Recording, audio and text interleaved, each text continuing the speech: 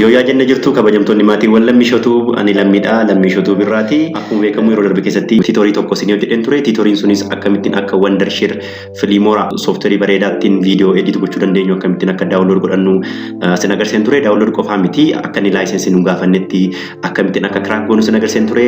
I hope viidiyoo sana argitanitti jedhee yaada. Namoonni viidiyoo sana ilaalle duubatti deebitanii lammiishotuu keessaatii akka ilaaltan sin jechuun barbaada. Viidiyoo kiyya har'aa kana keessatti immoo interfeesii Wondershare Filimoora kana waliin wal simbarsachuudha maal jennaan akkasiin haala salphaatiin interfeesii kana understand godhanii viidiyoo keessan edit godhachuu dandeessaniif jalqaba irratti elementoota sirra jiran yookiin meenuu sirra jiruu fi aayikanoota sirra jiran faayidaa isaanii waliin isinitti himachuudha. Erga kana bartanii erga kana understand godhanii Wondershare kana fayyadamtanii viidiyoo keessan haala salphaatiin edit gochuu waan dandeessaniif kanaaf jalqabamee aayikanoota kana yookiin akkasumas meenoota kana yookiin immoo interfeesiin kun maal akka ta'an maaliif akka gargaaran isin agarsiisachuudha. Na hordofaan afeerraa kiyya. Kanaaf jalqaba irratti sooftarii keenya bananna. Kunoo kiyya asirra jira. Nuuf baneera. Kunoo isheen kun new projectiitti kun immoo open project jedha. Warreen kun projectii an duraan edit godhee jirudha. Open projectii fi new projectii jira. Yoo projectii bantan qabaattan open jettu. Ani garuu amma viidiyoo haaraa akkamittiin akka edit goonu sin agarsiisuun barbaade waan ta'eef new project kan jettu kanattan okay jedhachuudha. Gaafa nani new projectii filadhu interfeesiin akkasii kun naaf bahee jechuudha. Interfeesii kanarraatii maal qabna? Shittiin kun maal jedhamti? Working area yookiin immoo bakka itti waan ejjennu display nuu ta'udha jechuudha. Gaafa waa edit gochaa deemnu bakka kanatti display nuu ta'a jechuudha. Media kan jedhu jira. Inni kun bakka itti media upload goonudha. Bakki kun immoo bakka itti hojjennu yookiin immoo timeline keenya jechuudha. Drag and drop media in effect here to create your video jedha. Bakka itti video create goonudha. Waan create goone immoo bakka itti ilaallu immoo bakka kanatti jechuudha. Media jechuun bakka itti suuraas ta'e, viidiyoos ta'e, muuziqaas ta'e upload goonudha. Media jalaatti kan biraa maal qabna? Sample color kan jedhu jira. Kalaroota 25 samplii ta'an kan fayyadamuu dandeenyu ni qabna. Kalaroonni kunneen jiru. Sana qofa miti sample viidiyoon hin jira. Viidiyoo fayyadamuu dandeenyu qabna. Kun asirraatti fakkeenyaaf countdown kana 10 hanga tokkotti kan lakkaa'u countdown akkasii kana ni qabna. Kana qofa miti countdown 3 irraa kaasee lakkaa'uun qabna. Sample viidiyoo baay'ee qabna asirraatti kanneen kanallee fayyadamuu dandeenya. Kan biraan sample green screen jedha. Green screen 10 ni qaba softwarein kuni. Shitti kana fayyadamuu dandeenya. Gara 10 qabachuudha Wondershare Filimooraan kuni green screen. Kana qofa miti taanee miidiyaatti aanee audio kan jedhu jira. Audioonni asirraa free ta'an kan nuti fayyadamuu dandeenyu viidiyoo editingiif baay'eetu jira jechuudha. Kun hin jira. Kan biraan kunoo taayitiliin hin jira. Taayitilii barbaannes keessaatii fayyadamnee viidiyoo keenya edit kan itti gochuu dandeenyu taayitilii danuu qabna. Taayitilii kan akka barbaadetti customize goonee fayyadamuu dandeenya. Itti aansee transitionidha. Transition jechuun immoo yoo viidiyoo yookiin suuraa tokkoo fi isaa ol qabaannee maal gochuu dandeenya jechuudha. Haala inni itti viidiyoo tokkorraa viidiyoo biraatti darbu transition isaa define gochuu dandeenya jechuudha. Fakkeenyaaf transition akkanaa kanan qabna. Transition akkanaa kanan qabna. Transition barbaanne as keessaa fayyadamuu ni dandeenya jechuudha. Kan biraan effectidha. Kunoo effectoota kana suura keenya irratti yookiin viidiyoo keenya irratti daballee suura keenya yookiin viidiyoo keenya bareechuu ni dandeenya jechuudha. Inni itti aanu elements jedha. Elementoota free ta'an asirraa elementoota baay'ee qabna. Elementoota kana bakka nu barbaachisetti akka barbaannetti fayyadamuu ni dandeenya jechuudha. Kunoo fakkeenyaaf elementiin kun hin jira. Kunichi hin jira. Elementiin kunichi hin jira. Mallattoo laayikii qabu kanallee hin qabna. Kun mallattoo subscribe illee kan qabu qabna. Kana yuutuuberoonni fayyadamuu dandeessu. Kun elementoota akkanaa kanan qabna. Elementi itti aansee immoo split screen kan jedhu jira. Kana jechuun screenicha keenya kana isheen kun lamatti split gooti. Kun illee lamatti haala isaa adda malee inni kun illee lamatti. Inni kun horizontaalidha. Inni kun illee jira spliitii screenii keenya jaatti split kan nuuf godhu. Kana fakkaataa kanatti aansee kunoo asirraan projektii keenya save goonee fayyadamuu barbaanne maal goonachuudha mallattoon save kunoo as kanarra jirti. Inni taanu kunoo as kanarraatii karaa harka bitaa kan jirtu kuni kunoo full screen jetti yookas goonee screenii keenya kana full nuuf godha. Shittiin kuni sagalee audio keenya bakka itti dabaluu fi hir'isnudha mallattoo audiooti. Shittiin kun immoo screenshot itti bakka itti goonudha jechuudha. Viidiyoo keenya irraa yookiin suura keenya irraati screenshot goonee bakka itti suura kaasnudha. Kanaaf shitti kanaan screenshot gochuu dandeenya paartii barbaanne jechuudha. Inni itti aanu ishee kana preview quality and display setting jedha. Kana jechuun viidiyoo upload goone sana quality ittiin display goonu jechuudha. Viidiyoo keenya size itti display gochuu barbaannu ishee kana filachuu dandeenya. Standardiin yookiin immoo screenii guutuu kan ta'e 16:9 tokko baay'isu tokko illee jira. 9 bakka 16 illee jira. Kan barbaanne filannee fayyadamuu dandeenya. Yoo barbaanne immoo custom gooneeti kan mataa keenya define gochuu dandeenya. Ammaaf ani wide screen kanarraan kaawwadha. Inni itti aanu resolutionidha. Resolution jechuun quality videooti. Number of pixel in a picture jechuudha. Yookiin immoo picture sanarra number of pixelidha. Haguma number of pixeliin video keenya guddachaa deemu maal jechuudha. Sizein video sin guddata, quality isaas guddachaa deema. Fakkeenyaaf HD hin jirti, full HD hin jira, 4K Ultra HD hin jira.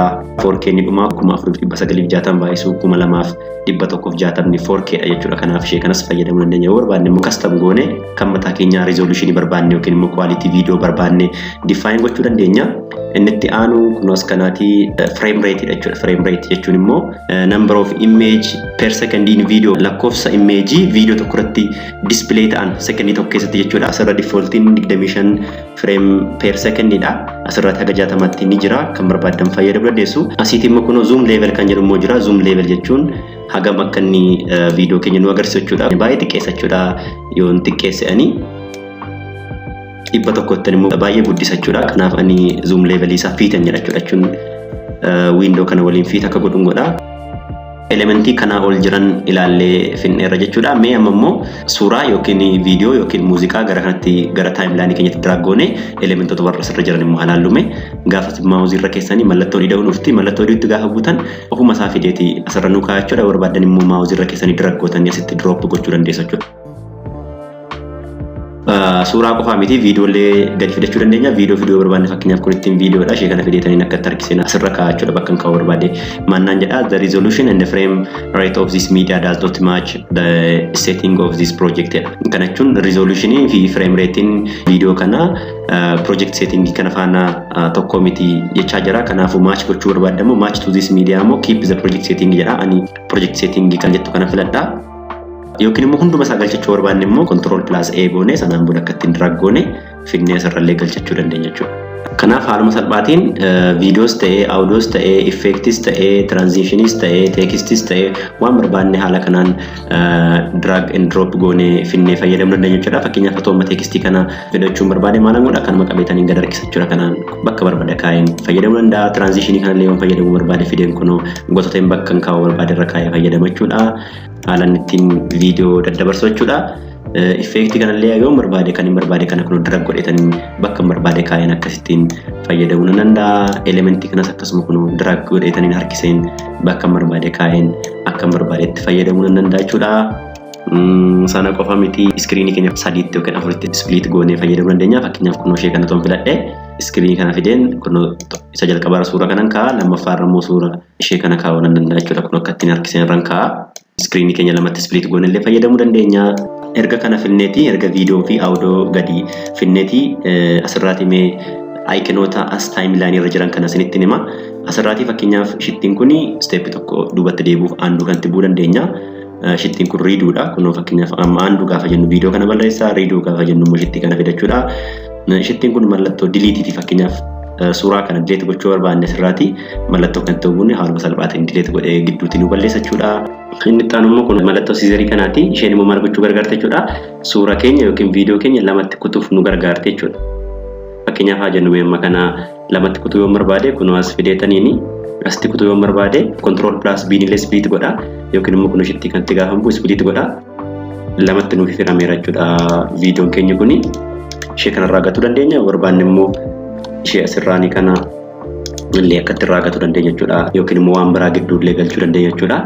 Yookiin karaa biraa akkamitti kutuu dandeenya. Kan kutuu barbaanne irraa erga galchannee booda kun mallattoon kun shittii kanatti yoo buune kun lamatti nuuf baasee jechuudha. Kanaafuu shittiin kun faayidaan ishee footos ta'uu danda'a viidiyoo lamatti muruuf nu gargaara jechuudha. Yookiin immoo lamatti adda baasuuf nu gargaara jechuudha. Shittiin kana jechuun immoo croopiidha. Fakkeenyaaf suura kanarraati paartiin barbaanne crop gochuu barbaanne yookiin kutuu barbaanne ishee kanatti buuna jechuudha. Sanaan booda asiitii reeshoon hin jira. Reeshootti kutuu barbaannu jira. Tokko bakka tokkoon hin jira. 19 bakka 6 hin jira. 4 bakka 3 hin jira. Tokko bakka tokkoon hin jira. 9 bakka 6 hin jira. Asimmoo kastamin illee hin jira jechuudha. Kastam jechuun ofii keenya akka barbaanne ishee kana qabnee harkisne bakka barbaannetti kutuu dandeenya jechuudha. Fakkeenyaaf mee'anii ol butee mormaa ol viidiyoo kana kutuu barbaade yoo ta'e kunoo as kanatti fidadhetanii okay gaafan jedhu innaaf kutaa jechuudha. Kana qofa miti gaafa asirratti crop irratti okay jennu kan biraa paan zoomin illee jira. Paartii barbaanne zoom gochisiisuu dandeenya jechuudha. Crop ittaane immoo kunoo shittii kana qabna. Isheen kana jechuun immoo maalidha? Speed jetti. Speedii viidiyoon keenya itti taphatu jechuudha. Amma speediin kun normal speedii qaba. Mee jijjiirraa ilaallu meemmoo isloo waa goonu mee isloo gaafa jennu walakkaatiin akka duubatti harkifatu gochuu dandeenya, tokko arfaffaatiin akka duubatti harkifatu gochuu dandeenya, 10% akka duubatti harkifatu gochuu dandeenya. Tokko isaa filannu mee fakkeenyaaf ishee kanaaf filannu ta'aa taphachiisnu mee argitanii isa silaarra xiqqoo ispiidiin isaa duubatti harkifatee jechuudha. Mee ishee kanarra immoo keenyu mee akkanitti suutatti irratti ilaalame. Kanaafuu haala kanaan viidiyoo keenya yookiin animeeshinii keenya akka inni suuta'ee harkifatee deemu gochuu dandeenya jechuudha. Faastiin illee jira jechuudha. Parsantii 2 yoonni harka 2 ariifata jechuudha viidiyoon keenya yeroo taphatu. Mee ilaalame isa silaarra kun harka 2 dabale jechuudha. Yoon 4 godhu immoo harka 4 ariifata jechuudha viidiyoon kuni kun akkanitti ariifatu ilaala. Harka 8 harka 20 harka 100 illee faastii gochuu dandeenya jechuudha. Fakkeenyaaf harka 20 too jennee baay'ee ariifata jechuudha viidiyoon kun mee ilaalame kun yeroo suma dhume jechuudha. Inni ta'an normaalidha. Normaal gaafa jennu immoo speedii viidiyoo keenya gara normaalitti nu deebisa jechuudha. Inni ta'an kun freeze frame kan jettu jirti. Kana jechuun fireemii yookiin immoo mooshinii gara jalqabarra jiru hin dhaaba jechuudha yookiin immoo freeze godhee nu qaba jechuudha. Mee frame freezaa goonuti yoo taphachiisnu maal tachuudha? Taphachaa jira garuu fireemiin dhaabbachaa jira kan duraan deemu gidduurraa ka'a jechuudha. Kanaafuu fireemii gara jalqabarra jiru viidiyoo keenya irraa maal godhachuudha? Freeze godha jechuudha. Maaltu frame freezing jechaadha. Normaalitti adeeffannu. Inni ta'anu reverse kan jedhu jira jechuudha. Kana jechuun viidiyoo keenya dhumarraa gara jalqabaatti taphachiisa jechuudha. Fakkeenyaaf ilaallu mee reverse goone.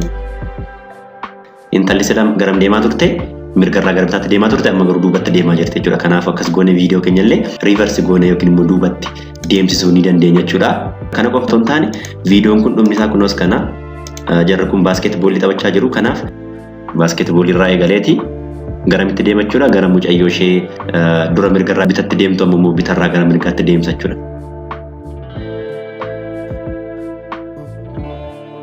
Inni xaanoo ishee kanadha kunoo. Shittiin kun maal jetti? Advanced color tools jedha. Color matchii fi color correction qaba. Mee irratti okkaa jennuuti color matchii aflannu fakkeenyaaf jalqaba irratti. Fakkeenyaaf suura kana color isaa adjust gochuun barbaade suura kanarratti kilik godhetaniini sanaan booda as dhufeetaniini color correction filadha. Sanaan booda kunoo color asirra jiran kana colorii barbaadne sirriitti fayyadamuu dandeenya jechuudha kunoo. Suura qofaaf miti viidiyoof illee ta'a jechuudha kuni. Kanaaf isheen kun color correctionidha. Adjust illee gochuu dandeenya. Inni kun presetidha. Fi keenya illee mataa keenyaan threshold fi value isaa jijjiirree edit gochuu dandeenya. Kun asirraalee setting kana kan barbaadne filannee suura keenya gara barbaadnetti yookiin viidiyoo keenya gara barbaadnetti colorii isaa adjust godhachuu ni dandeenya jechuudha. Erga sana finnee kunoo as dhufneeti keenyadha.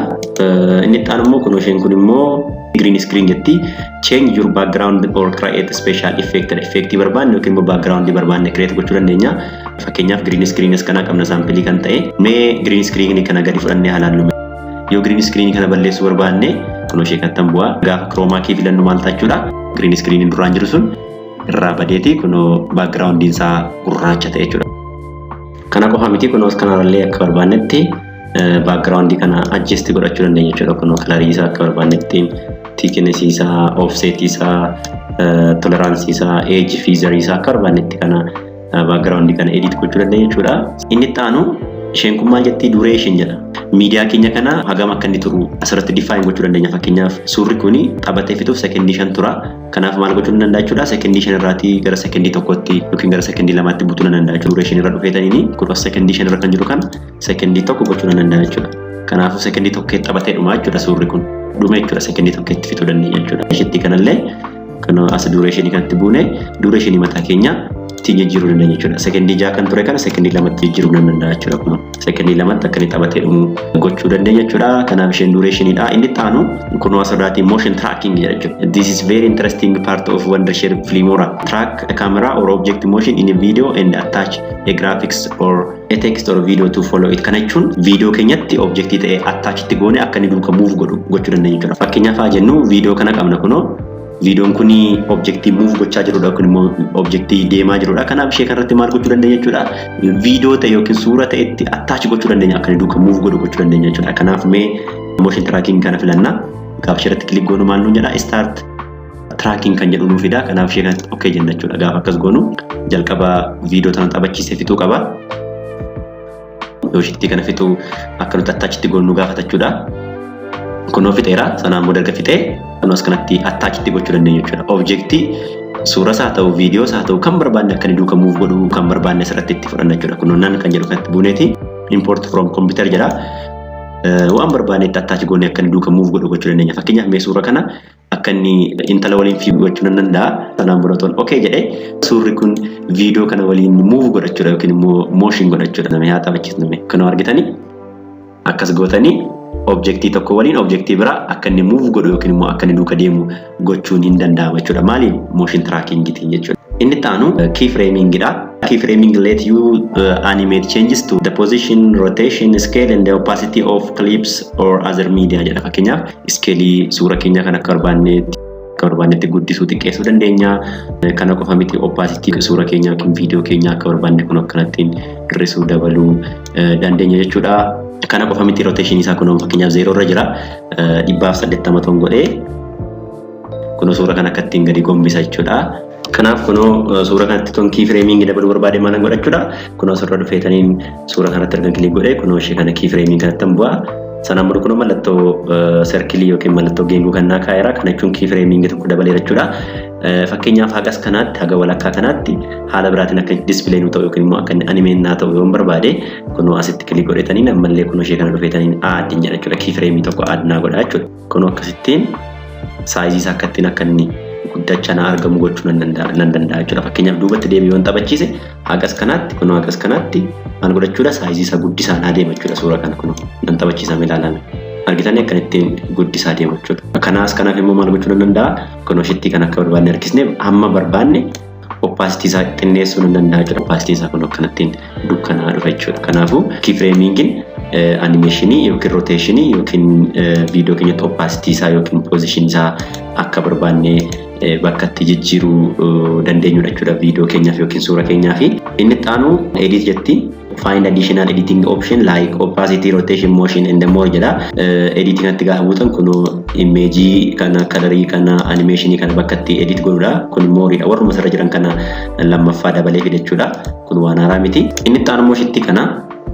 Shittiin kun maalitti please select the video with audio to automatically remove silence from audio region jedha. Viidiyoo keenya irraati bakki silent ta'e yookiin immoo bakka audioon isaa silent ta'e yoo jiraate automatically ofiisaa akka inni remove nu godhu yoo barbaanne shittii kana filannaa jechuudha.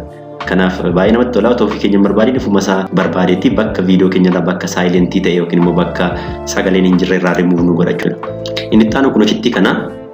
Shittiin kun immoo render preview jette jechuudha. Render preview kun immoo akkamitti fakkaata? Fakkeenyaaf viidiyoo kanarratti effektii baay'ee yoo fayyadamne nuti effektii baay'ee yoo fayyadamne fakkeenyaaf effektii kanan fayyadamaa ammallee effektii kan biraa kan akka ta'uun fayyadamee effektii yoo baay'isne fayyadamne hamma effektii baay'ee fayyadamaa deemnu preview dafee nuun ta'u jechuudha. Laag godha yookiin immoo duubatti harkifata jechuudha. Akka inni biiziin taane akka inni seeraan smoothly display nu ta'u yoo barbaanne ishee kanatti buuneeti render preview yoo jenne sanaan booda kunoo creating preview render for smooth playback jedha. Kanaafuu yoo render goone maal tachuudha playbacking keenya seeraan smoothly preview nu tachuudha. Kunoo rakkoo tokko malee maal tachuudha otoo duubatti harkifatiin elementiin nuti asirratti add goone kun seeraan preview nu tachuudha. Isheen kanaaf fayyaddi. Karaa biraallee kun asirraan file jettanii preference keessa seentanii performance jettanii enable hardware acceleration for video rendering playback kan jedhu kana automatically filachuu dandeessu. As kanallee background rendering kan akkatti check gootanii akka inni automatically secondii barbaadanitti akka inni render isinii gochuu dandeessu. Fakkeenyaaf asitti by default 5 irra jira. Shittii kana tokkos gochuu dandeessu, lamas gochuu dandeessu jechuudha. Playbacking keessan akka inni smoothly display isinii ta'uuf akka inni render isinii godhu gochisiisuu dandeessu jechuudha. Isheen itti aantu kunoo shittiin kun immoo maal jetti add markeridha. Kana jechuun yoo waa edit gochaa jirra ta'e bakka ta'e mark gochuu barbaanne bakka ta'e wayi ta'eef fakkeenyaaf akka inni raanfanneef waa itti dabaluu barbaanne yookiin immoo bakka sanatti waa hir'isuu barbaanne mallattoo wayii godhachuu barbaanne kunoo markeriin jirti jechuudha. Gaafa itti kilik goonu kunoo bakka kanatti kunoo markerii galche jechuudha. Akka itti markeriitti gochuu dandeessu jechuudha. Asitti isheen kun immoo mallattoon kun immoo maalidha? Record a voice screen jedha. Fakkeenyaaf ishee kanatti okay jennee sagalee waraabuu dandeenya jechuudha. Wondershare Filmora kanaanii fakkeenyaaf ishee kana gaafa diimaa kanatti buutanii 3 2 1 jedhee eegala. Fakkeenyaaf mee jirra jirtu jedha. Sanaan booda kunoo saawundii waraabee kunoo skanaa galcheera jechuudha. Haa dhaggeeffannume. Fakkeenyaaf mee jirra jirtu jedha. Akkasitti naa waraabee jechuudha. Kuni kanaaf sagalee waraabuuf nu gargaarti. Inni taanu audio mixeridha. Fakkeenyaaf viidiyoo 3-4 qabaattanii viidiyoo keessan kanaaf audio isaa akka barbaadanitti kunoo left right isaa akka barbaadanitti hir'istanii dabaltanii fayyadamuu dandeessu. Inni kun viidiyoo lammaffaadha, inni kun viidiyoo sadaffaadha, inni kun audio. Yoo viidiyoo 3 walirra naqxanii fayyadamaa jirtu ta'e akkanattiin viidiyoo 3 fi audio tokko akkatti isin baasa jechuudha. Akkuma isin viidiyoo baay'isaa deemtan inni kunillee baay'achaa deema jechuudha. Akkatti adjust gochuu dandeessu. Inni itti aanu ishee kana. Isheen kun immoo zoom to fit the timeline jedha. Kunoo shittiin kun timeline keenya kuni kunoo asii haga asiitti qabna jechuudha. Kunoo suura kana ol fidadhee sin agarsiisa. Asirraati kunoo akka hunda isaa arginu yoo barbaanne scroll otoo hin ta'in yoo barbaanne ishee kana zoom to fi timeline kan jedhu kanatti buuna. Kanaaf maal godhachuudha kun otoo scrolling godhin kana otoo harkisne akka isaan argaman gochisiisa jechuudha inni kuni. Inni biraan ishee kana timeline keenya kana xiqqeessitee yookiin guddistee agarsiichuudha kun asirratti akkuma argitan timeline keenya baay'ee xiqqaate jechuudha. Kan seeraan argamu barbaanne akkatti guddisuu dandeenya.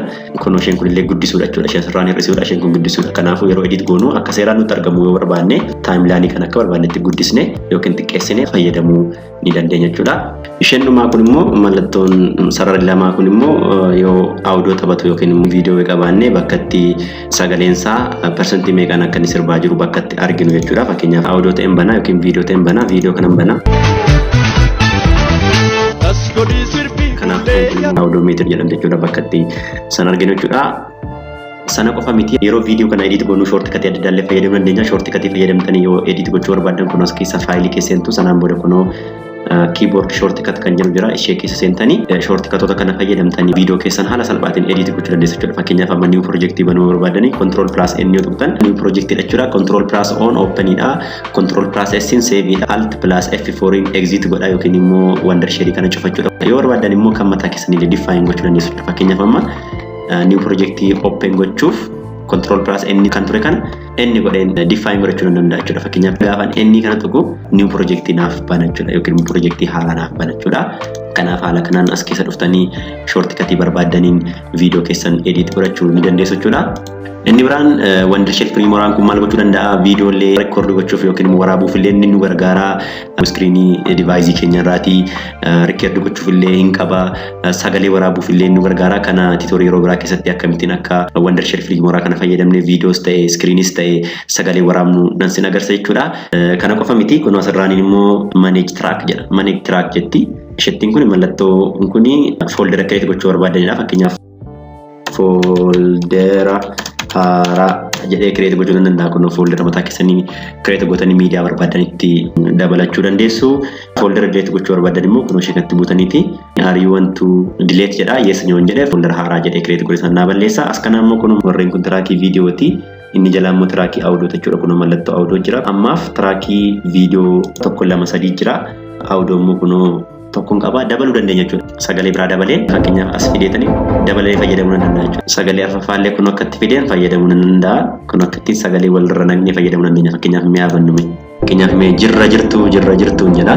Haga dhibbaatti viidiyoo 100 walirra naqxanii fayyadamuu dandeessu. Viidiyoo qofa miti audio haga 100 illee walirra naqxanii fayyadamuu dandeessu jechuudha. Yoo delete mpt track yoo jedhamu track mpt irraa remove nu godha. Shittiin kun immoo adjust track height jedha. Hojjaa kan trackii kana adjust gochuu dandeenya jechuudha. Fakkeenyaaf ammani small irra toon kaa'e kun hojjaa ishee baay'ee xiqqeessee nu kaa'e jechuudha.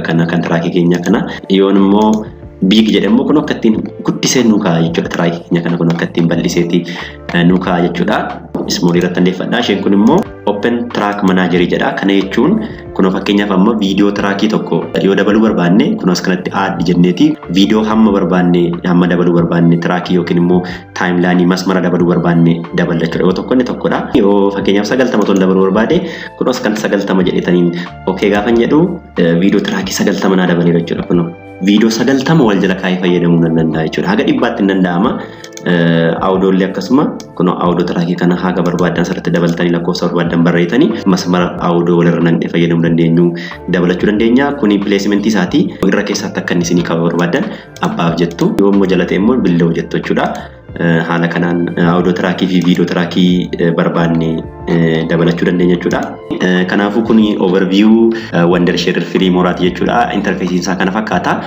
Kanaaf yeroo taanu keessatti immoo wondershare Filmora kana fayyadamnee akkamittiin viidiyoo bareedduu ishee akkamittiin akka edit gochuu dandeenyu sin agarsiisachuudha. Haga viidiyoo sanaa wal arginutti nagaan naa turaa jechuun barbaada. Warreen miseensa lammii tuubii hin taane asumaan lammii tuubii kana like share subscribe akkanaaf gootan kabajaan isin gaafadha. Warreen subscribe gootanittan immoo mallattoo bilbilaa yookiin immoo mallattoo beelii sanatti buutiin viidiyoo lammii tuubii irraa yookiin immoo chaanalii kanarraa gadhiifamu hundi isaa akka isin bira ga'u gochuu ni dandeessu jechuudha. Waan dhaggeeffataniif galatooma. Ooraa bulaa deebanaa.